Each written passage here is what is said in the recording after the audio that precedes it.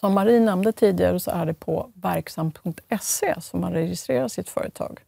Men Sofia, jag vill dubbelkolla med dig. Gäller det för alla företagsformer? Ja, alla företagsformer kan och ska registrera sig via verksam.se. Och det är det som är så himla bra med verksam.se, att det är en sida där myndigheterna har sina tjänster för att förenkla företagandet. Så att du kan hitta alla myndigheterna där. Är min registrering klar nu, Marie, eller är det något mer jag behöver tänka på? Ja, men du ska ju registrera företaget i Skatteverkets tjänst som du hittar då på verksam.se.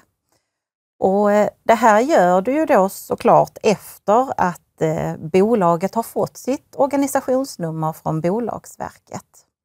Ja, om du då inte har en enskild näringsverksamhet, för då kan du gå in och använda Skatteverkets tjänst direkt.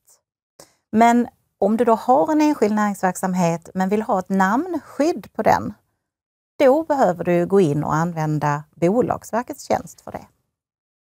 Och vi säger att jag börjar med en enskild firma eller en enskild näringsverksamhet och sen vill gå över och skapa ett aktiebolag istället. Kan jag göra det? Ja, det kan du. Det är oftast inga större problem. Men det kan ju vara så att du kanske behöver ta hjälp av en revisor eller redovisningskonsult för att det ska bli rätt i ombildningen. För du behöver ju föra över företagets tillgångar och skulder in i det här nya bolaget. Vad säger Bolagsverket om det?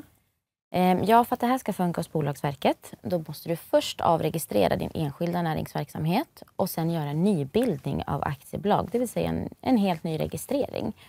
Och det innebär också att du kommer inte längre ha samma organisationsnummer. Och det är inte heller säkert på att du får behålla samma namn som du har haft tidigare på ditt företag. Men vad kan påverka att jag inte får behålla namnet? Ja, men namn på företag, det får olika nivåer av skydd. Till att börja med så får ju ditt företagsnamn skydd tillsammans med den verksamhet som du har registrerad. Och sen får en enskild näringsverksamhet skyddet i det länet som den är registrerad, medan ett aktiebolag får skydd i hela landet. Vilket innebär också då att om någon annat företag har samma namn eller ett väldigt likt namn registrerat i ett annat län, då blir det ett hinder för ditt aktiebolag. Ja, då är det verkligen bra att fundera på vad jag ska göra med mitt namn om det inte skulle vara ledigt. Det kan det vara. Just det. Om jag går tillbaka till det här med registrering på verksam.se, är det förknippat med några kostnader? Ja, Bolagsverket tar en avgift för alla ärenden. Vad avgiften blir, det beror lite på vad du har för företagsform och vad det är för ärende som du har skickat in. Och på verksam.se så hittar du alla priser.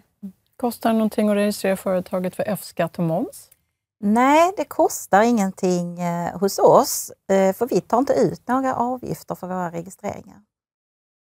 En fråga som jag tror många funderar över just när det gäller bolagsform. Finns det någon företagsform som är mer fördelaktig inom en viss bransch?